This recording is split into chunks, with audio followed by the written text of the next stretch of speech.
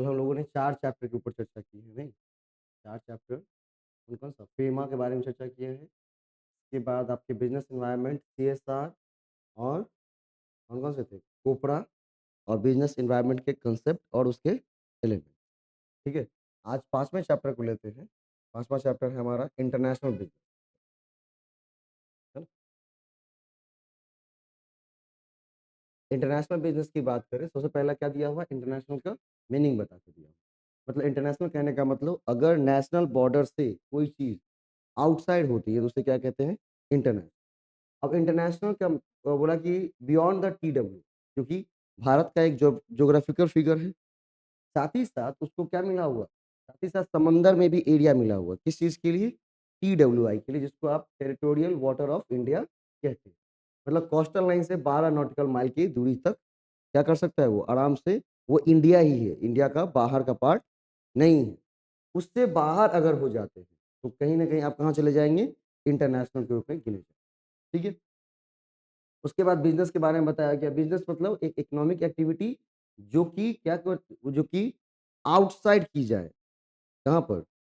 एक बिज़नेस क्या है? एक इकोनॉमिक एक्टिविटी है, जिससे हम क्या कर सकते हैं? पैसा अर्न करते हैं। अगर यही चीज़ आउटसाइड या अक्रॉस द बॉर्डर करें हम, तो वो क्या हो जाएगा? इंटरनेशनल बिज़नेस हो जाएगा। अब इंटरनेशनल बिज़नेस के स्टेजेस बताए हुए हैं, ऐसे क्वेश्चन भी आया हुआ है, ठीक है? MNC, GNC. सबसे पहला स्टेज की अगर हम बात करेंगे, तो पहला होता है हमारा प्योर डोमेस्टिक कंपनी। कोई भी बिज़नेस स्टेबल होती है, किस तरह से? प्योर डोमेस्टिक कंपनी के रूप में स्टेबल होती है, ठीक है? जो कि कहाँ कर रही हैं? केवल और केवल काम कर रही हैं इंडिया के अंदर। इसके बाद होती है इंटरनेशनल कंपनी। कौन होती है? International company. Domestic country plus 1 India subsidiary foreign country established in Nepal. मतलब वो इंडिया में तो काम कर ही रही हैं और अपनी एक सब्सिडियरी खोली है, कहाँ पर? नेपाल में। इसे क्या कहेंगे? International company. अगला होता है multinational company, working in 6 to 7 country. 6 से 7 कंट्री में काम करने लग जाए, तो वो क्या बन जाएँगी? एमएनसी बन जाएँगी। एमएनसी की एक खास बात है, जहाँ पर एस्टैब्लिश हुई थी, वहाँ तो एक यूनिट उसकी है ही, एक यूनिट दूसरे देश में एस्टैब्लिश कर ली है, किसके लिए? प्रोडक्शन के लिए। उसे क्या कहेंगे? एमएनसी कहेंगे, मल्टीनेशनल कंपनी। जब वो दूसरे देश में जाके क्या कर लेता है? प्रोडक्शन यूनिट खोल लेता है और 6 से 7 कंट्री में अपने व्यापार को क्या कर लेता है? फैला लेता है। उसे एमएनसी कहते हैं। उसके बाद होता है आपका global company, working in 100 to 150 country, मतलब उसका ग्लोबली क्या हो? रीच। जैसा कि हम बात करते हैं किसका? गूगल का, है ना?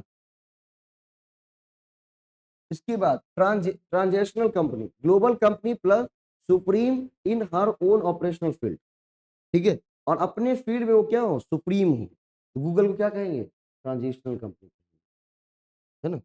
एप्पल को भी यही हिलाएँगे ना, ग्लोबल के थ्रू हिलाएँगे। ग्लोबल ट्रांजिशनल दोनों कहलाएगा, क्योंकि अपने फील्ड में वो क्या है? अपने आप में सुप्रीम, ठीक है? यूनिक है। चल, इसके बाद बोला इंटरनेशनल ओरिएंटेशन ऑफ बिज़नेस, ठीक है? इसके लिए ईपीआरजी फ्रेमवर्क दिए गए हैं, किसके द्वारा? डगलस एंड पर्ल मटर के द्वारा 1996 में। डायरेक्ट क्वेश्चन यहाँ से भी था आपके नो कि भई क्या होता है? सबसे पहले क्या होता है? एथनोसेंट्रिक होती है। क्या होती है कोई चीज़? एथनोसेंट्रिक होती है, मतलब होम कंट्री ओरिएंटेशन होता है। इसके बाद क्या बनती है? पॉलीसेंट्रिक, होस्ट कंट्री ओरिएंटेशन होता है। पॉलीसेंट्रिक का मतलब जिस कंट्री में व्यापार करने जा रहे हैं, उसके हिसाब से क्या करेंगे? हम प्रोडक्शन करेंगे। उसको कहेंगे पॉलीसेंट्रिक। अगला है रीजनोसेंट्रिक। रीजनोसेंट्रिक का मतलब होता है कोई एक पर्टिकुलर रीजन, जैसे एशिया रीजन, एशिया कॉन्टिनेंट को क्या कर रहे हैं? कवर कर रहे हैं। तो अब जो भी प्रोडक्शन कर रहे हैं, कुछ भी बना रहे हैं, वो किसके हिसाब से? एशिया के हिसाब से बना रहे हैं। अब गल्फ कंट्री में व्यापार करने जा रहे हैं, तो क्या होगा? वहाँ के जो नॉर्म्स होंगे, उस हिसाब से क्या करेंगे? प्रोडक्शन करेंगे। उसको क्या कहेंगे? रीजनोसेंट्रिक। और अगला होता है जियोसेंट्रिक। जब हमारा क्या होता है? पूरा व्यापार ग्लोबली हो जाता है, मतलब थिंक ग्लोबली, एक्ट ग्लोबली, ठीक है? तो ईपीआरजी फ्रेमवर्क सबसे पहले क्या होगा? Ethnocentric, polycentric, regiocentric, geocentric. पहले हम घर के लिए खान अपना सामान बनाएंगे, ठीक है? बस उसके बाद हम घुसेंगे किस में? पॉलीसेंट्रिक में। तो जिस कंट्री में जाके व्यापार करेंगे, उसके हिसाब से सामान बनाना शुरू करेंगे। फिर रीजनोसेंट्रिक, मतलब एक रीजन को पकड़ करेंगे और लास्ट में क्या बनेगा? जियोसेंट्रिक, पूरा ग्लोब, ठीक है? अब how to enter international business, international business में इंटर करने के लिए कौन कौन से तरीके हैं, है ना। और यहाँ से डायरेक्ट क्वेश्चन नहीं पूछा, क्या पूछा आपसे, घुमा कर पूछा कि सबसे कम रिस्क किसमें है, सबसे ज्यादा रिस्क किसमें है, किसमें ज्यादा इन्वेस्टमेंट लगेगा, किसमें कम इन्वेस्टमेंट लगेगा। तो भाई अगर मोड्स ऑफ इंटरनेशनल बिजनेस की बात करें तो 3 मोड है, trade related mode, contractual mode और इन्वेस्टमेंट मोड। ठीक है, 3 मोड है इंटरनेशनल बिजनेस में घुसने के लिए। कौन कौन सा, ट्रेड रिलेटेड मोड, एक होता है कॉन्ट्रैक्चुअल मोड और एक होता है कौन सा, इन्वेस्टमेंट मोड।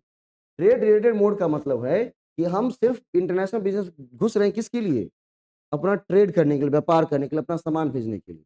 तो कहीं पर सामान भेजना होगा तो क्या करेंगे, वहां पर घर बना लेंगे, नहीं ना। सिर्फ सामान बेचने आए हैं यहाँ पर तो क्या करेंगे, रेंट पे रह के क्या करेंगे, काम कर लेंगे।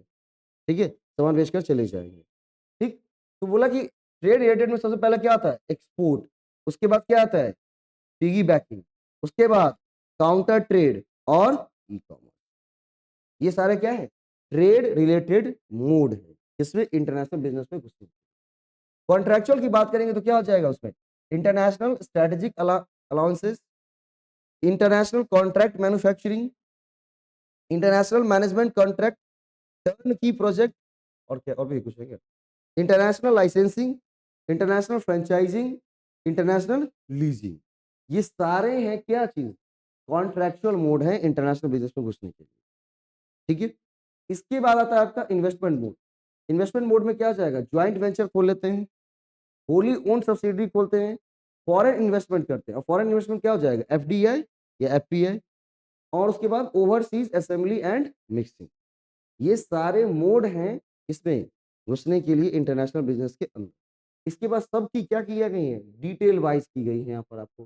ट्रेड रिलेटेड मोड में क्या होता है, trade related mode is also called expansion mode that implies some form of trade to expanded business in foreign country. इसका केवल और केवल काम है क्या करना, अपने बिजनेस को एक्सपेंड करना, सिर्फ वहां पर ट्रेड करके आ जाना है। ठीक है, feature of the trade related mode, financial needs and resource, low risk, यहाँ पर क्या होंगी, रिस्क बहुत कम होंगी। नहीं, अगर मान लीजिए कि हम व्यापार करने आए, यहाँ पर रेंट लेके अपना काम कर रहे हैं, जिस दिन कुछ दिक्कत हुई सीधे अपने घर। लेकिन अगर घर बना लेंगे तो यहाँ से जा नहीं सकते ना छोड़ करके फिर। ठीक है, तो यहाँ पर क्या होता है, लो रिस्क होते हैं। क्यों, क्योंकि सिर्फ हम अपना एक्सपोर्ट करने गए हैं, भाई कोई दिक्कत होगी छटा लेंगे, जहाँ व्यापार कर रहे थे वहाँ कर ही रहे थे। इसके बाद suitable for initial phase of internationalisation, और अगर पहली पहली बार आप इंटरनेशनल इंटरनेशनल बिजनेस में इन कर रहे हो या घुस रहे हो तो सबसे पहले क्या फॉलो करना चाहिए, ट्रेड रिलेटेड मोड फॉलो करने चाहिए। क्वेश्चंस यहीं से बनेंगे और बने भी हैं कि लो रिस्क कहाँ पर है, फाइनेंशियल नीड्स, लो एग्जिट कॉस्ट, और यहाँ से निकलने का भी कॉस्ट क्या है, बहुत ही कम है, लो एग्जिट कॉस्ट है। क्यों, दिक्कत हुई सीधे निकल जाएंगे, कोई इन्वेस्टमेंट तो है ही नहीं। Export. When a company manufacturing a goods in home country and shipping for sale to another country is called export. Types of export में कौन सा होता है, direct export, indirect export. When a firm sell its product in foreign market without any market intermediaries, उसे कहते हैं direct export. जब किसी बिना इंटरमीडिएरीज के हम फॉरेन मार्केट में अपना प्रोडक्ट्स बेचते हैं उसे कहते हैं डायरेक्ट एक्सपोर्ट।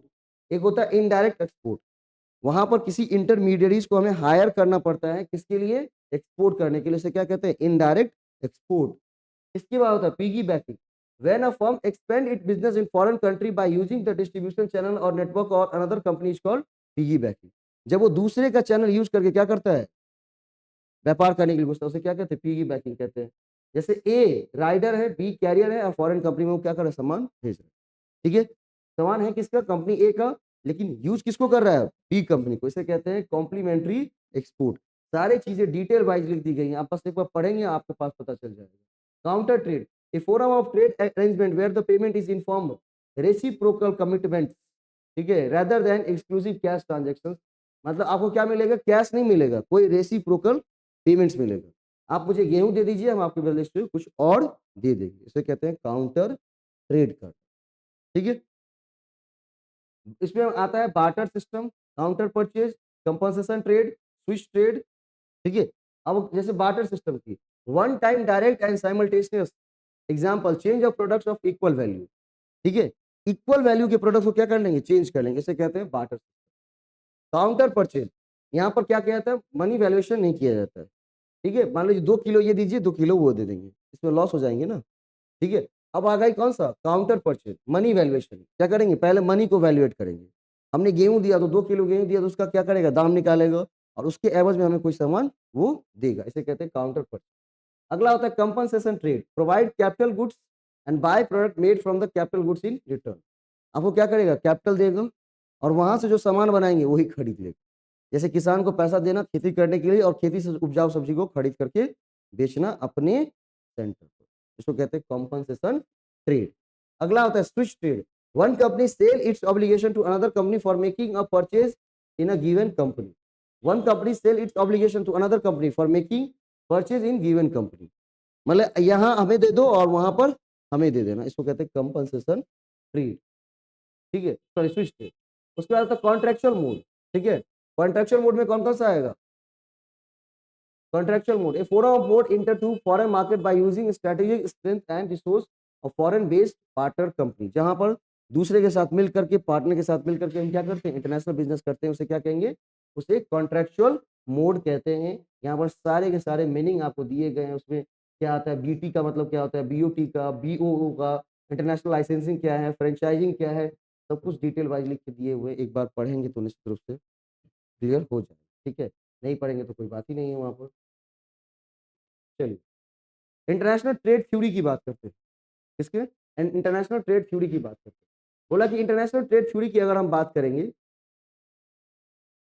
हाँ, इंटरनेशनल ट्रेड थ्योरी की बात करेंगे तो इंटरनेशनल ट्रेड करते क्यों है, तो इंटरनेशनल ट्रेड करते हैं म्यूचुअल बेनिफिट्स के लिए, किसके लिए, म्यूचुअल बेनिफिट्स के लिए।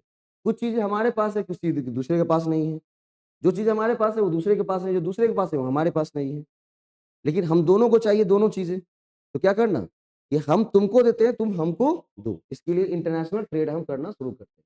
क्योंकि डिफरेंस बिटवीन अपॉर्चुनिटी कॉस्ट, अगर अमेरिका गेहूं उपजाने लगे और हम क्या बनाने लगे, एप्पल का फोन बनाने लगे, पैसा बहुत ज्यादा हो जाएगा ना। तो हम गेहूं उपजाते हैं और उसको बनाने देते हैं एप्पल, हम गेहूं दे देंगे, वो हमें एप्पल का फोन दे, ठीक है।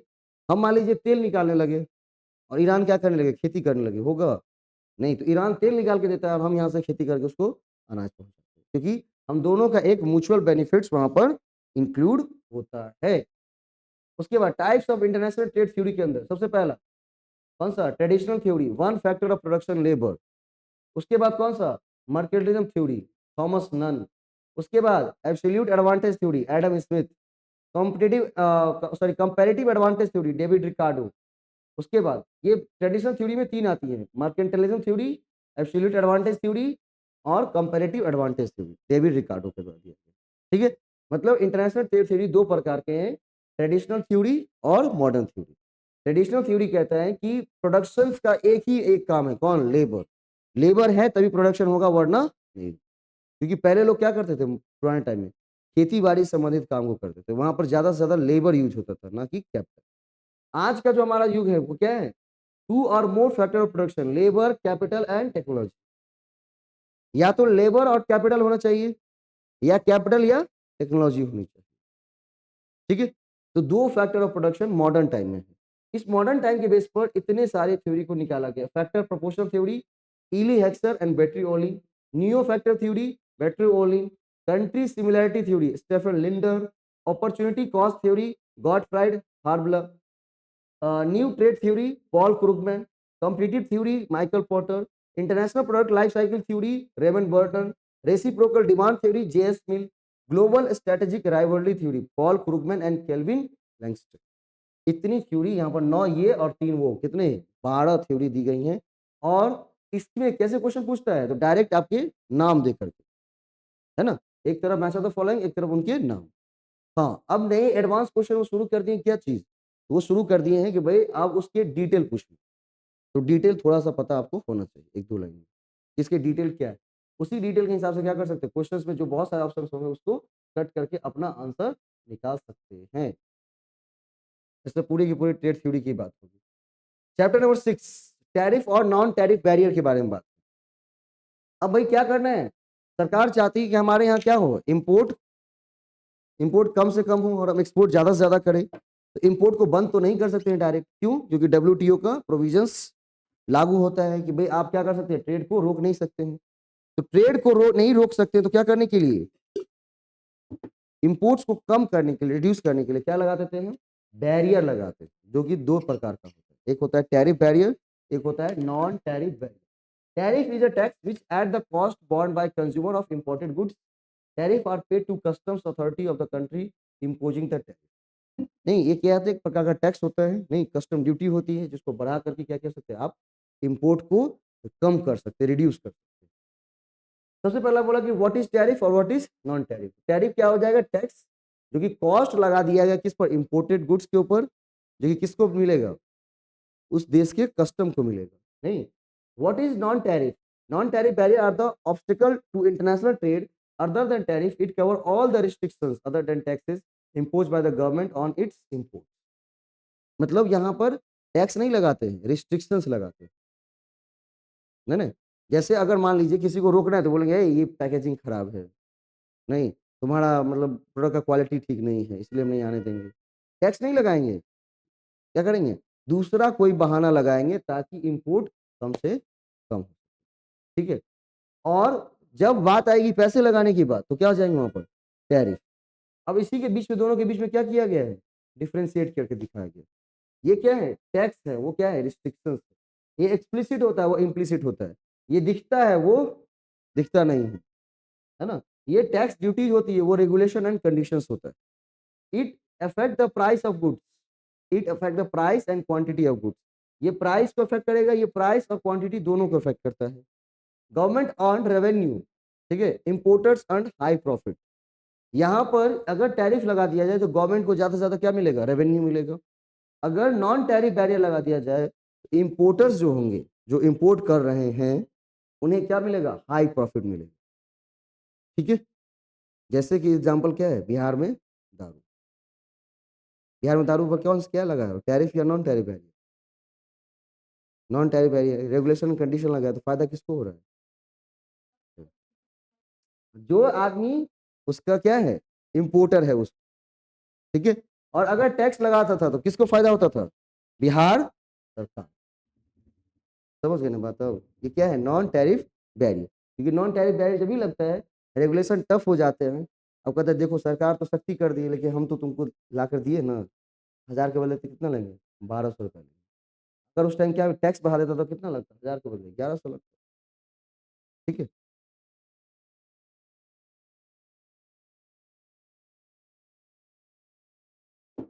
क्या दुर्गा पूजा में खरीदे थे तो,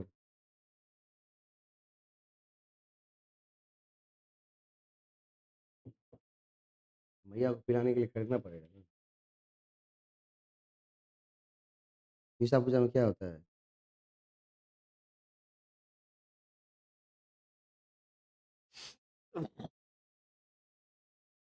टाइप्स ऑफ ट्रेड बैरियर्स, भाई खरीदा तो मैया के नाम पे ही जाता है ना। Types of trade barriers, tariff, sorry terrific barrier, sorry tariff barrier होगा, टैरिफिक नहीं होगा, टैरिफ बैरियर होगा। कौन सा, टैरिफ बैरियर। टैरिफ बैरियर की अगर हम बात करेंगे तो किसको, उसको चार भागों में, चार बेसिस के ऊपर डिवाइड किया गया। कौन कौन सा, पहला बेसिस लिया हुआ है on the basis of origin. यहाँ पर आ जाएंगे इंपोर्ट ड्यूटी टैरिफ, टैरिफ, और on the basis of purpose revenue tariff, protective tariff, anti dumping tariff, countervailing tariff. जब बात करेंगे on the basis of qualification, तो स्पेसिफिक टैरिफ एंड वर्डलैंड tariff, compound tariff. On the basis of relation, single column tariff, double column tariff. ठीक है, इसी में से क्वेश्चन पूछा था। इंपोर्ट टैरिफ क्या होता है, तो बोला it tax impose on commodity organisation in another country but tax receive by consuming country. मतलब भारत सरकार ने टैक्स बढ़ा दी है चाइना के किसी कंपनी पर, एमआई के ऊपर, कि आपको अब ज्यादा टैक्स पे कर करके ही लाना पड़ेगा फोन। ठीक है, तो वो क्या हो जाएगा, इंपोर्ट टैरिफ हो जाएगा। क्या हो जाएगा, इंपोर्ट टैरिफ। अगला होता है export tariff, a tax which is impose by origin country is called export tariff. Bharat सरकार ने क्या कर दिया है, कह दिया कि आप क्या कर सकते, एक्सपोर्ट नहीं कर सकते इस चीज का। अब जैसे प्याज यहाँ बहुत महंगा हो गया और दूसरे देश जा रहा हो प्याज, तो क्या किया जाएगा, उसको रोक दिया जाएगा, उसको कहते हैं एक्सपोर्ट टैरिफ। नहीं, क्योंकि पहले घर के आदमी को खिलाना है ना। अगला है क्या, revenue tariff. A tax which is imposed for collecting substantial revenue of the government is called revenue tariff. This duty is imposed on mass consumption item but the rate of duty is low. ठीक है, इसको कहते हैं revenue tariff. Substantial revenue क्या करता है, earn करता है, टैक्स कम ही बढ़ाता है लेकिन हमें ज्यादा से ज्यादा क्या हो वहां से अर्निंग आ जाए। अगला है कौन सा, protective tariff. A tariff which is imposed on giving protection of home industry by restricting और eliminating competition. Protective tariff are too high. अपने देश के लोगों को सुरक्षित रखने के लिए, अपने देश की इंडस्ट्री को सुरक्षित रखने के लिए जो वहां से चाइना वाला सामान लेके आ रहा है उस पर हम क्या लगा दिए, काफी हाई टैरिफ लगा दिए। उसको कहते हैं प्रोटेक्टिव टैरिफ, ताकि हमारी इंडस्ट्री बची रहे। नहीं, अगला है anti dumping tariff. A tax which is imposed for abolish the effect of dumping. Dumping का मतलब जानते ही हैं क्या होता है। Dumping is the commercial practice of selling goods in foreign at a price below their normal cost of marginal cost capture foreign market। मतलब अपने घर में बेच रहे हैं 5 रुपए का, दूसरे घर में बेच रहे हैं कितने रुपए का, 3 रुपए। ठीक है, तो 3 रुपए का बेच रहे हैं, इसको क्या कहते हैं, डंपिंग, है ना। और डंपिंग करके क्यों बेच रहा होता है, तो वो जो उधर की जो कंट्री होती है वो कहती है आप एक्सपोर्ट करिए, हम क्या करेंगे, आपको सब्सिडी दे देंगे। इसको सब्सिडी मिल ही गई है, ये दबा के क्या कर रहा है, दाम गिरा कर अपना बेच रहा है ताकि मार्केट को कैप्चर कर ले। भारत सरकार को पता चला तो भारत सरकार क्या कर देता है, जितना उसको क्या मिला है, जितना मिला उसको सब्सिडी मिला है उससे ज्यादा टैक्स से लगा देता है। ठीक है, अपने आप उसकी अकल ठिकाने आ जाती है। उसके बाद आती है countervailing tariff. A tax which is imposed to notify the benefits offered through cash assistance by subsidy by the foreign country to its manufacturer। है ना, मैन्युफैक्चरर को वहां के फॉरेन कंट्री ने जो सब्सिडी दिया है उसको खत्म करना है, उसको क्या लगाते हैं, काउंटर वेलिंग टैरिफ लगाते हैं। ठीक है, वहां पर क्या लगाते थे, डंपिंग। जितना डंप कर रहा है उसमें, जैसे मान लो 5 के बदले 3 में बेचेगा तो टैक्स को बहुत ज्यादा बढ़ा दिए लो, 3 के बदले तुमको 5 में बेचना ही पड़ेगा किसी भी हाल में। किसी सामान की कीमत 5 रुपया है, वो 3 रुपया में बेच रहा है, क्यों, मार्केट को कैप्चर करने के लिए। उस प्रभाव को खत्म करने के लिए क्या कर देता है, उतना वो टैक्स ही बढ़ा देता है। क्या करता है, टैक्स ही बढ़ा देता है कि लो बेचो आप जितना बेचना है बढ़िया से। ठीक है, उसको बोलेंगे काउंटर वेलिंग टैरिफ। अगला है specific tariff. A tax which is imposed on the basis of units. Units के बेसिस पर जो एक टैरिफ इम्पोज किए जाते हैं उसे क्या कहेंगे, specific tariff. All physical characteristics of goods weight measurement. 5 KG जो लाएंगे तो 1 रुपया, 5 से 10 केजी लाएंगे 2 रुपया, 10 से 15 केजी लाएंगे 3 रुपया, 15 से 20 केजी लाएंगे तो 4 रुपया। क्यों कहते हैं स्पेसिफिक टैरिफ, है ना, यूनिट्स के बेसिस पे वो बढ़ता। Ad valorem tariff. A tax which is imposed on the basis of items value, है ना, आइटम के वैल्यू के ऊपर। मान लीजिए 0 से लेके 100 तक का है 1 रुपया, 100 से लेके 200 तक है 2 रुपया, इसको बोलते हैं एड वॉरलेंट टैरिफ। उसके बाद आता है compound tariff. A tax which is imposed on the basis of value and quantity is called compound tariff.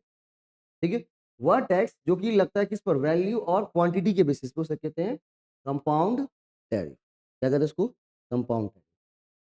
अगला है single column tariff. A tax which is fixed for various commodities and the same rate are applicable to imports for all other countries called single column tariff. उसे क्या कहेंगे, single column tariff. अगला है हमारा double column tariff. A tax which is two rates are fixed on all some commodities, उसे क्या कहेंगे, double column tariff कहते हैं। ठीक है, सिंगल कॉलम टैरिफ मतलब सबके लिए एक ही रूल। डबल कॉलम टैरिफ का मतलब होता है जो हमारे मोस्ट फेवर्ड नेशन होंगे उसके लिए लोअर रेट रखना है, जो हमारे दुश्मन कंट्री होंगे वो किसी के लिए क्या रखना है, हायर रेट। मतलब दुश्मन नहीं, मतलब सबके लिए क्या करना है, हायर रेट रखना है। ठीक है, उसे कहते हैं double column tariff. Lower rate is also applicable for on importing country which is bilateral trade agreement. Types of non tariff barriers. Import quota system, सबसे पहला नॉन टैरिफ में क्या क्या आएगा, import quota system. When a country में fix the line limit of import quantity of commodity during the given period is called import quota. जब उसने क्या कर दिया, फिक्स कर दिया कि भाई इतना ही ला सकते, इससे ज्यादा नहीं ला सकते साल भर में, उसे कहते हैं इंपोर्ट कोटा। क्वेश्चन पूछा था इससे, नहीं, जो क्या कर देता है सर्टेन लिमिट को फिक्स कर देता है, तो कौन सा लगता है वो, इंपोर्ट कोटा सिस्टम। अगला है voluntary export restraints. When a country set a limit of goods and service which can export to specified countries. ठीक है, केवल उसी कंट्री को क्या करना है, एक्सपोर्ट करना है, दूसरे कंट्री को एक्सपोर्ट नहीं कर सकते, उसको क्या कहेंगे, voluntary export restrict. Import licensing, when a country allowed to import specific commodity which are included in the list of licensed goods। ठीक है, इंपोर्ट लाइसेंसिंग का मतलब जिसके लिए लाइसेंस रहेगा वही ला सकते, जिसके लिए लाइसेंस नहीं देगा उसको नहीं ला सकते, ना ही भेज सकते।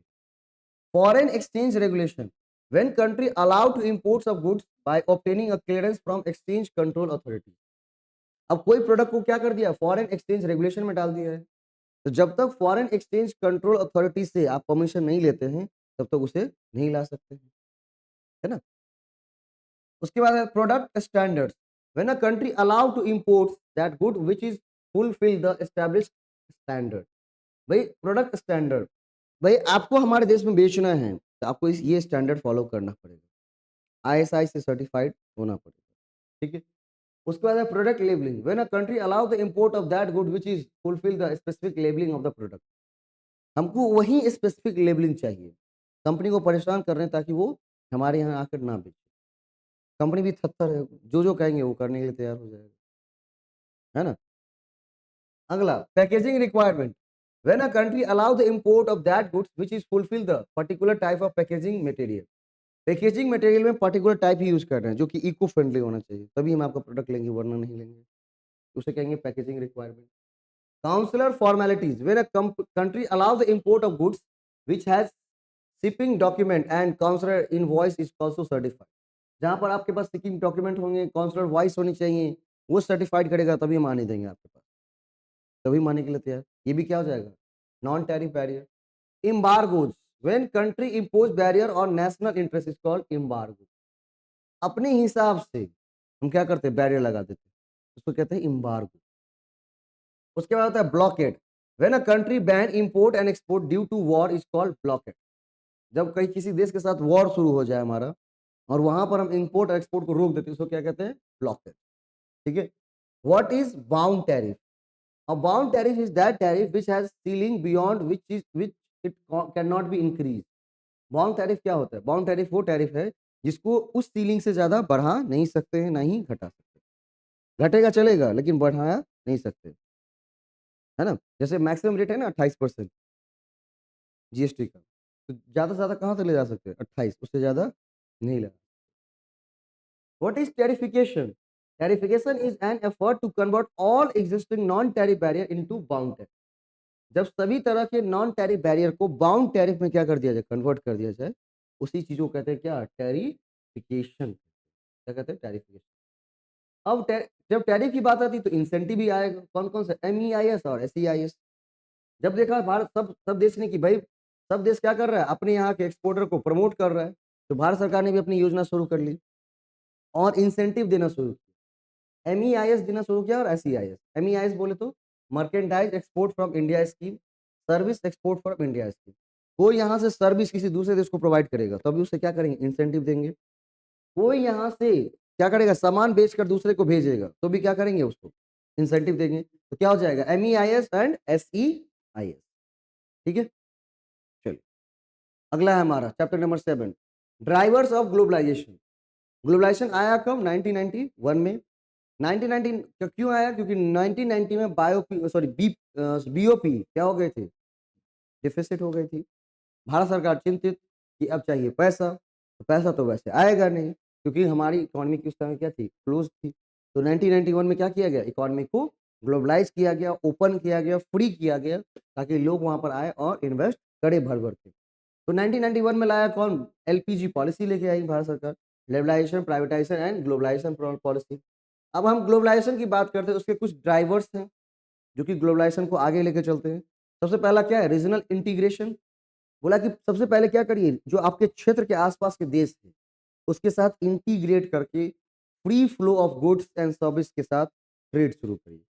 जिसमें आप नाम सुनते हैं एशियन, सार्क, नाफ्टा, ये सब क्या है, रीजनल इंटीग्रेशन, ताकि हम ग्लोबलाइज हो सके, लोगों के साथ जुड़ सके।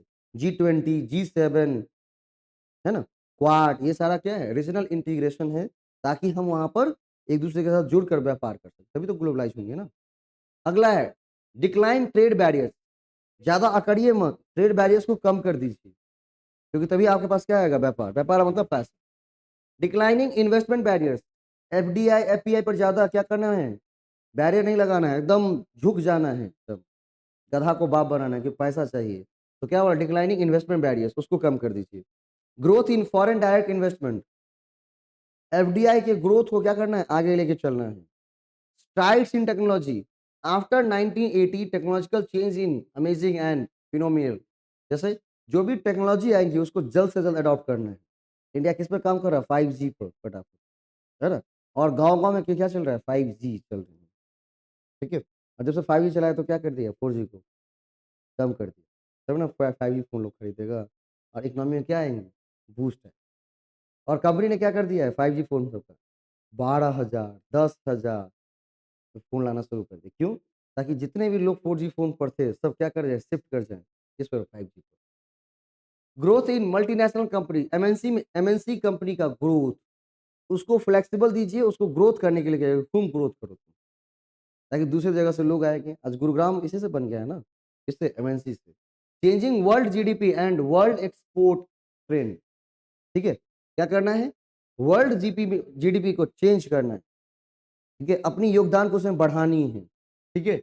And world exports trend, exports जो करेंगे वो क्या करेंगे, हम ही करेंगे, ऐसा हमें सोच करके आगे बढ़ना।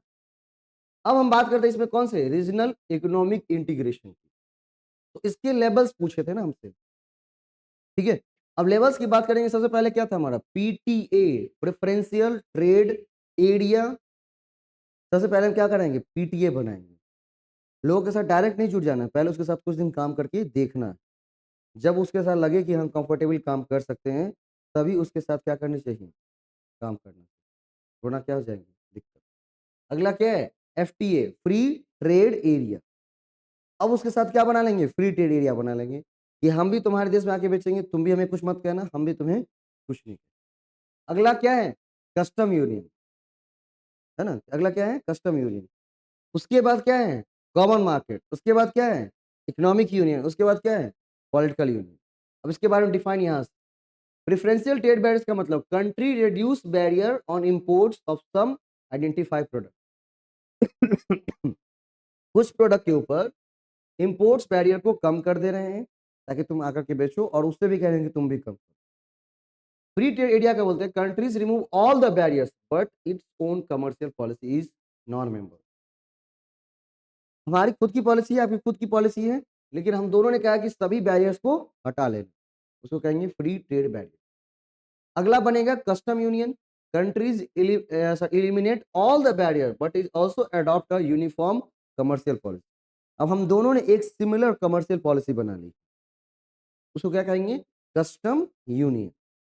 पहले कुछ बैरियर को कम किए तो क्या बना, पीटीए, क्योंकि पूछा है क्वेश्चन 2-3 बार अलग अलग तरीके से। पीटीए कब बना, जब केवल कुछ गुड्स के ऊपर हम क्या कर रहे हैं, बैरियर्स को कम कर रहे हैं, उसे क्या कहेंगे, पीटीए। जब सारे बैरियर्स को हटा ले रहे हैं तो क्या कहेंगे उसको, हमारे फ्री ट्रेड एरिया। लेकिन कमर्शियल पॉलिसी अभी भी क्या है, हमारी अपनी ही है।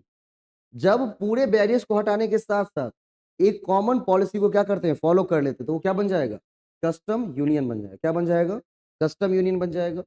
इसके बाद क्या आएंगी, कॉमन मार्केट की बात आएगी। क्या आएंगी, कॉमन मार्केट। कॉमन मार्केट में क्या होगा, common market allow free movement of labour and capital within the common market. मतलब common market allow free movement of labour and capital within the common market. मतलब अब हम दोनों एक दूसरे के साथ कॉमन मार्केट एस्टेब्लिश करेंगे, हम तुमको लेबर देंगे, तुम हमको दो, किसी के पास कैपिटल है तो ज्यादा, तुम हमको कैपिटल दो, ठीक है।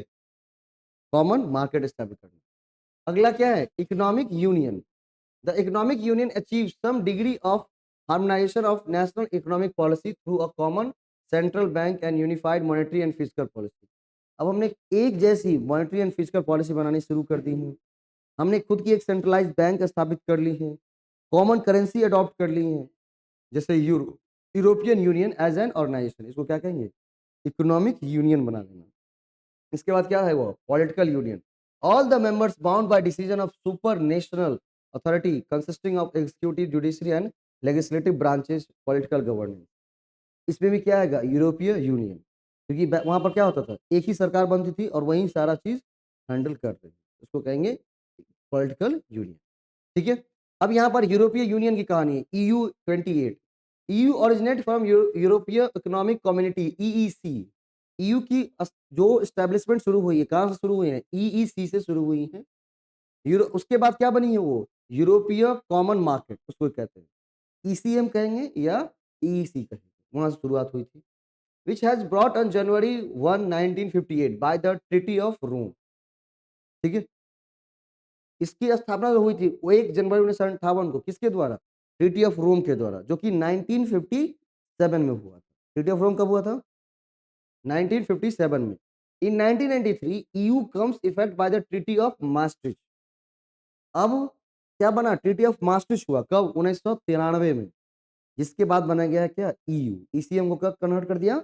EU के अंदर। EU was originated with 6 members: Belgium, France, Federal Republic of Germany, Italy, Luxembourg, Netherlands। 6 members उस टाइम उसमें थे। In 2013, European Union reached the size of 28 members country with the accession of Croatia। हाँ, Croatia. ठीक है, या Croatia देश 28 members था उसका, जो कि लेटेस्ट कब बना था? 2013 में। But February 1 2020 UK left the European Union. United Kingdom ने क्या कर लिया? लेफ्ट कर लिया।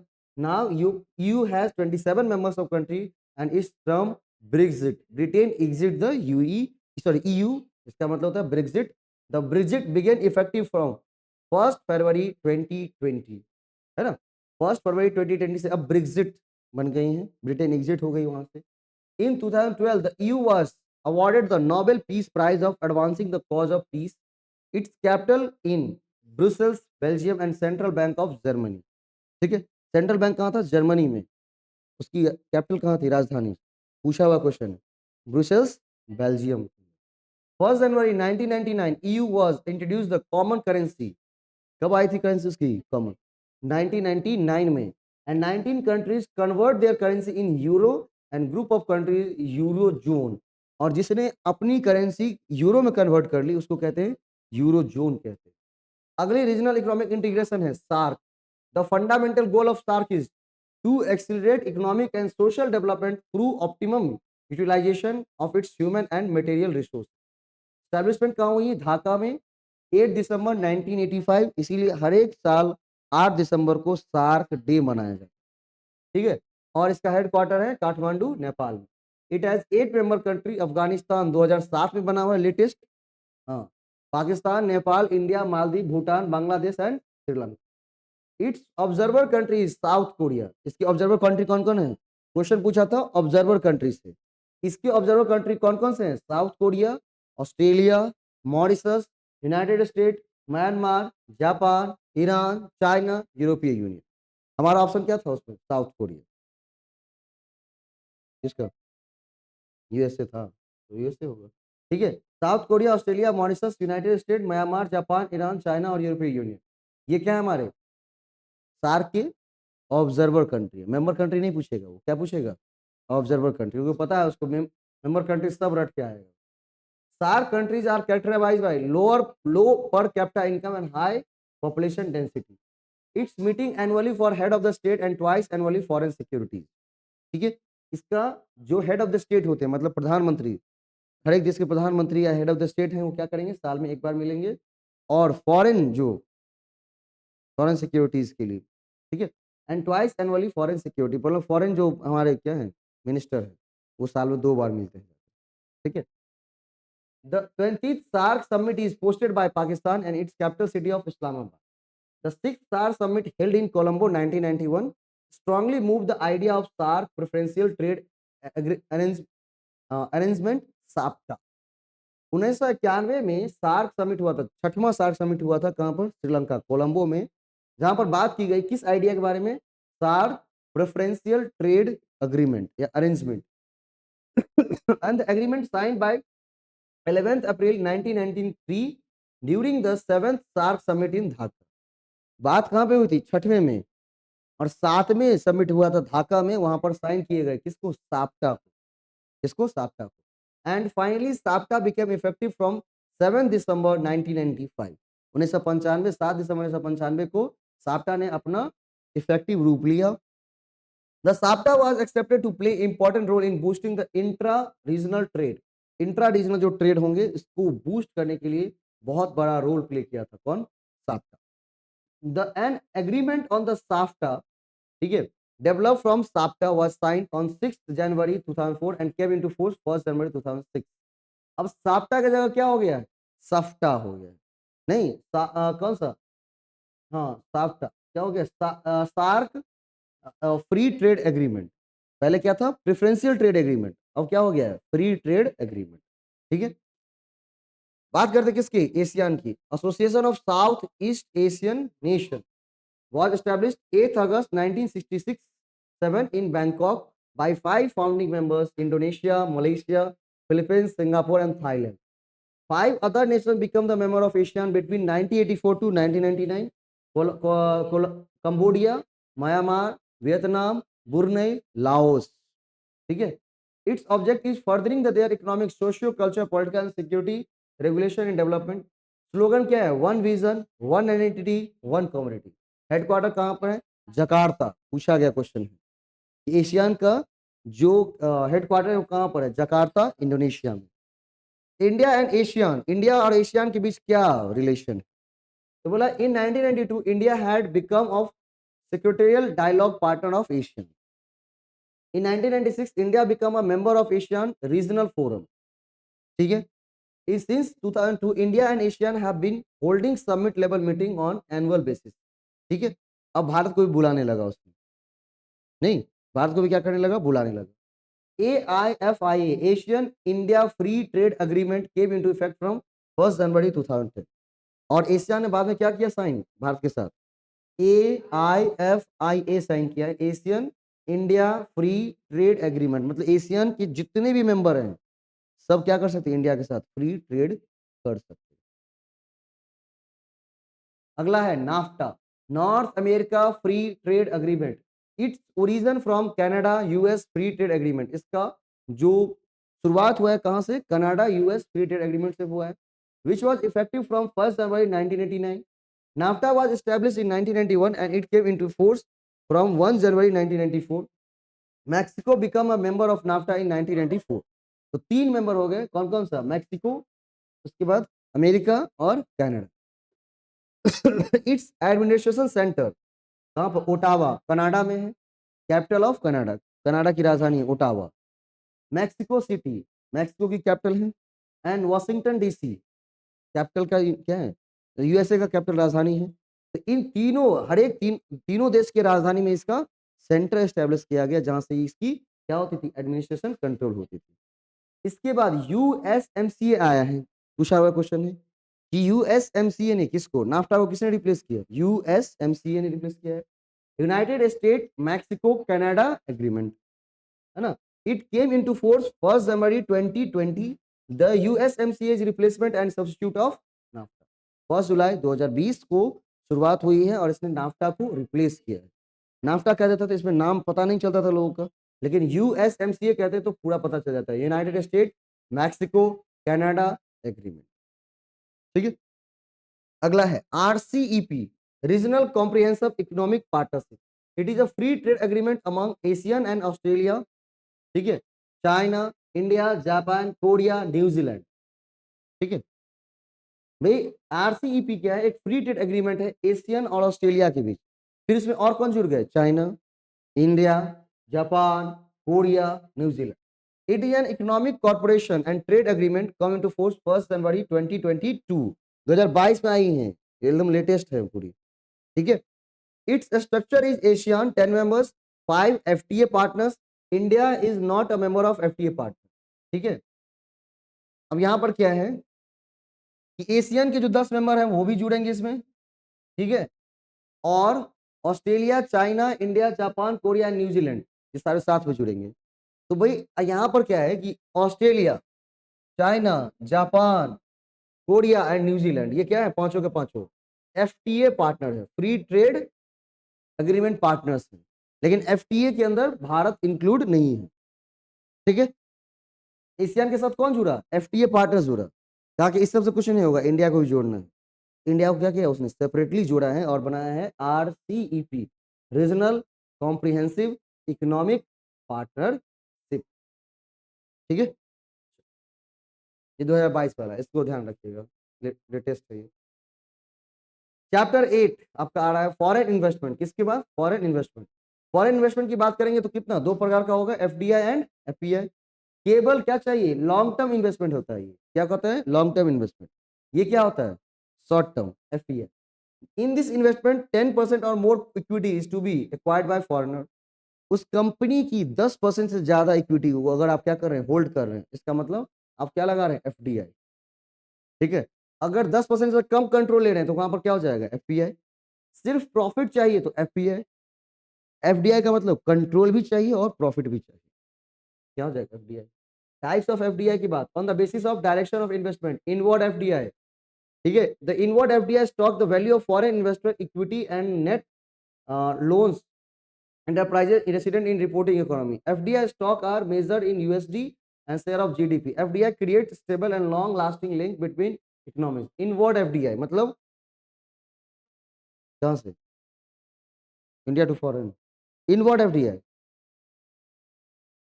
कहाँ से आ जाएगा, फॉरेन से आएगा। आउटवर्ड एफडीआई का मतलब क्या, stock by partner country measure the total level of direct investment from the reporting economy and in the year by destination country is the value of resident investors equity and net loan enterprise in the foreign destination country. Outward FDI क्या मतलब, क्या होता है, बाहर से जा रहा है। देखिए, इनवर्ड एफडीआई का मतलब होता है जब भारत के लोग कहीं दूसरे जगह क्या कर रहे हैं, इन्वेस्ट कर रहे हैं। ठीक है, और फॉरेन वाला हमारे यहाँ इन्वेस्ट कर, उसको बोलते हैं आउटवर्ड एफडीआई। ठीक है, क्या करते हैं उसको, आउटवर्ड एफडीआई।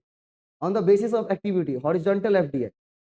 सेम बोला, FDI in the same industry award of firm operates and home. जहां हम घर में जैसा काम कर रहे हैं वही चीज बाहर में भी काम कर रहे हैं, उसे क्या कहेंगे, हॉरिजॉन्टल एफडीआई। एक होता है vertical FDI, in an industry abroad that provide input from domestic operation. दूसरे जगह ऐसे जगह पैसा लगा रहे हैं, मान लीजिए हम यहाँ पर मोबाइल बनाते हैं तो हम क्या लेंगे, चिप बनाना पड़ता है ना। तो भाई अमेरिका में गए और वहां पर चिप बनाने वाली कंपनी में क्या कर दिए, इन्वेस्ट कर दिए, ताकि वहां से वो चीजें हम कहाँ ला सके, यहाँ पर, और सस्ती मोबाइल बना सके। उसको कहते हैं कौन सा, वर्टिकल एफडीआई। उसके बाद क्या है, वर्टिकल एफडीआई में दो प्रकार का होगा। Backward vertical FDI provide input for a firms domestic production. ठीक है, डोमेस्टिक प्रोडक्शन के लिए, घर में प्रोडक्शन करने के लिए बाहर से सामान को लेकर के आना, इसे कहेंगे बैकवर्ड वर्टिकल एफडीआई। अगला होगा forward vertical FDI, sell the outputs, या यहां से सामान ले जाकर कहां बेचने के लिए, यूएसए में बेचने के लिए क्या बनाएंगे हम, फॉरवर्ड वर्टिकल एफडीआई बनाएंगे। क्या करेंगे, फॉरवर्ड वर्टिकल एफडीआई बनाएंगे। Sell the output of a form domestic production process.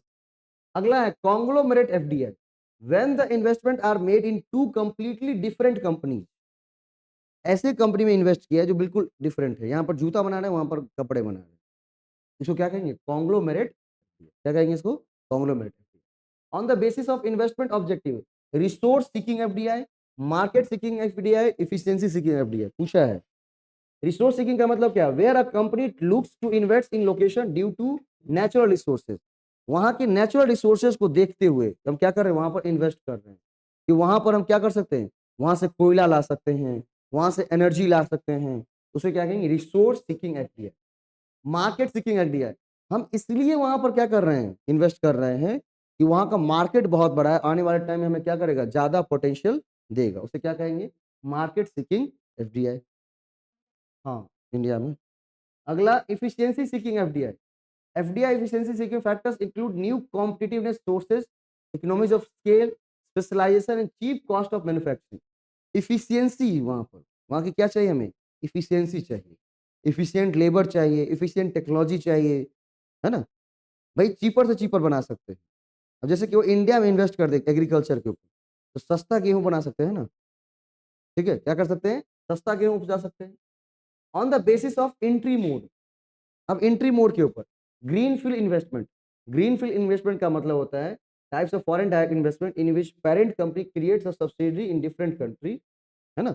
मतलब पेरेंट कंपनी क्या कर रहा है, दूसरे जगह जाकर के एक सब्सिडरी बना रही है, उसको क्या कहेंगे, ग्रीन फील्ड इन्वेस्टमेंट। एक होता है merger and acquisition. Merger and acquisition और M for short involve the process of combining two company into one. जब दो कंपनियां क्या हो रही हैं, एक साथ वन हो रही हैं, तो उसे क्या कहेंगे, मर्जर एंड एक्विजिशन, ठीक है, मर्ज कर लेना या तो इक्विजाइज कर लेना। अब एफडीआई के रूट्स क्या होंगे, ऑटोमेटिक रूट्स, गवर्नमेंट रूट्स। यहाँ पर नो परमिशन रिक्वायर्ड, कोई परमिशन की जरूरत नहीं है। यहाँ पर अप्रूवल लाइसेंस रिक्वायर्ड, आपको क्या करने पड़ेगा, लाइसेंस लेने पड़ेंगे या अप्रूवल लेने पड़ेंगे। इंडिया की जो एफडीआई पॉलिसी है उसको 3 कैटेगरी में बांटा गया। Category 1 100% FDI permitted through automatic route, ठीक है, ऑटोमेटिक रूट से उसमें 100% लगा सकते हैं। Category 2 100% FDI permitted through government route, ठीक है, गवर्नमेंट से परमिशन लेकर आप 100% एफडीआई उसमें लगा सकते हैं। तीसरी कैटेगरी में आती है 100% permitted through government automatic route, मतलब गवर्नमेंट रूट से भी एंड ऑटोमेटिक दोनों को मिला करके आप 100% एफडीआई कर सकते हैं। FDI limits in different sectors in India, sector दिया हुआ है, एग्रीकल्चर एंड एनिमल हस्बेंड्री में 100% automatic, plantation sector 100% automatic, mining 100% automatic, mining coal and lignite 100% automatic, petroleum and natural gas exploration activities 100% automatic. लेकिन जब refinery की बात आएगी तो केवल कितना 49% ही वो है ऑटोमेटिक, उससे ज्यादा बढ़ ही नहीं सकता। डिफेंस कहाँ तक 49% तक ऑटोमेटिक रूट से, अब 49 गवर्नमेंट रूट, तो 49% तक करेंगे कोई दिक्कत नहीं है। 49% से ज्यादा जाना है डिफेंस में तो आपको गवर्नमेंट का अप्रूवल लेना पड़ेगा। ब्रॉडकास्टिंग सर्विस में 100% automatic, broadcasting content service 49% government, 49% नहीं, वो भी किस रूट से, गवर्नमेंट रूट से। कौन सा, ब्रॉडकास्टिंग कंटेंट सर्विस, जो कंटेंट सर्विस क्या करता है, ब्रॉडकास्ट करता है, ठीक है, वो केवल 49% लगा सकते हैं। क्यों, क्योंकि बिना सरकार के परमिशन के आप बोल नहीं सकते, ठीक है। प्रिंट मीडिया 26% किससे, गवर्नमेंट। अगर कोई अंग्रेजी अखबार छापने यहाँ आता है या उसमें पैसा लगा तो केवल 26% ही लगा सकता है, वो भी government root.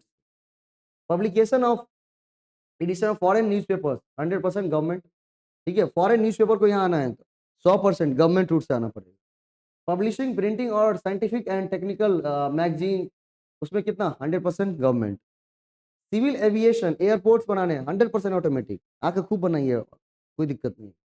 Civil aviation air transport services 49% तक ऑटोमेटिक, उसके बाद गवर्नमेंट रूट से जाना पड़ेगा। कंस्ट्रक्शन 100% ऑटोमेटिक, इंडस्ट्रियल, इस तरह सारे सेक्टर्स को डिवाइड करके क्या किया गया, 3-4 पेज में दिया हुआ है, इसको आप पढ़ लीजिएगा। उसके बाद प्रोहिबिटेड सेक्टर्स, कौन कौन सेक्टर्स ऐसे हैं जहां पर एफडीआई आप नहीं लगा सकते, तो कौन कौन सा है, लॉटरी बिजनेस नहीं, government private lottery, online lottery, इसमें पैसा आप एफडीआई नहीं लगा सकते हैं। गैम्बलिंग बेटिंग में पैसा नहीं लगा सकते, कसिनो नहीं बना सकते हैं, चिट फंड में पैसा नहीं लगा सकते हैं, निजी कंपनी में पैसा नहीं लगा सकते हैं, ट्रांसफरेबल डेवलपमेंट राइट्स में पैसा नहीं लगा सकते हैं, रियल एस्टेट बिजनेस में एफडीआई नहीं लगा सकते हैं, कंस्ट्रक्शन ऑफ फार्म हाउस नहीं लगा सकते हैं, मैन्युफैक्चरिंग ऑफ सिगार्स, उसके सिगरेट, टोबैको, इसमें एफडीआई नहीं लगा सकते हैं। Activities sector not open to private sector investment, जैसे एटॉमिक एनर्जी, रेलवे ऑपरेशंस, है ना, एटॉमिक एनर्जी में आप पैसा नहीं लगा सकते। और भी कुछ ऐसे सेक्टर्स है जिसको प्रोहिबिट किया गया है, ठीक है, इसमें पैसा एफडीआई लगा ही नहीं सकते, 0%। लॉन्ग रिसोर्सेज एफडीआई कौन सा, उस दिन चेंज करके लिखवा दिया नहीं, पहले वाला था ना, उस दिन चेंज करके लिखवा दिया, कौन सा आ गया है अब,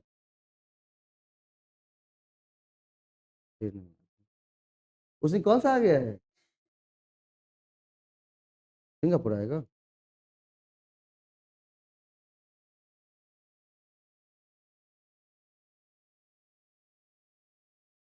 हम्म? सबसे सबसे पहले कौन सा आएगा, सबसे पहला कौन सा आएगा, अब ये चेंज हो जाएंगे, क्या आ जाएंगे यहाँ पर, यूएसए, फिर उसके बाद मॉरिशस, उसके बाद क्या, ठीक है, यूनाइटेड किंगडम। ये चीजें अब लॉन्ग रिसोर्सेज एफडीआई ये चेंज होकर के कि नहीं बन जाएंगे, क्योंकि अलग अलग बार एफडीआई की रिपोर्ट आती है उसमें वो चेंज हो जाता है ना, इसलिए मैंने नया वाला लिखवा दिया। India on the 11th position of FDI, पूरे वर्ल्ड की बात करें तो भाई इंडिया का एफडीआई के अंदर पोजीशन कैसा है, 11वीं, ठीक है, अब 10th पे चला गया है, 13th पे चला गया है, ठीक है। यूएसए कौन से पोजीशन पे है, फर्स्ट पोजीशन पे, है ना, सबसे ज्यादा एफडीआई लगाते हैं वर्ल्ड में।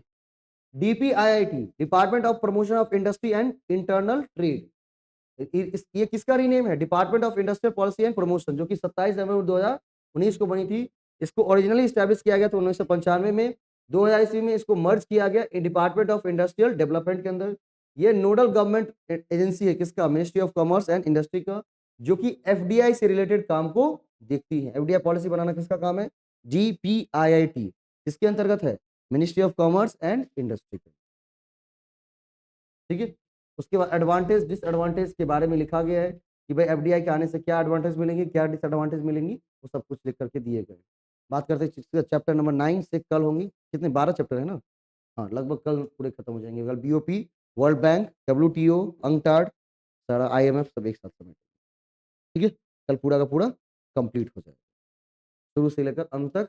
एक एक क्वेश्चन, एक एक बात, एक एक चीज, इसमें कोई भी शक नहीं होना चाहिए कि हाँ यहाँ पर शक है, यहाँ पर ये प्रॉब्लम है, वहां पर वो प्रॉब्लम है। जो भी प्रॉब्लम है खत्म कर लीजिए, कल पूछ लीजिए। ठीक है, क्योंकि रविवार को टेस्ट है ना, कल शनिवार है ना। हाँ, रविवार को टेस्ट है, परसों। हाँ, तो क्या हो गया?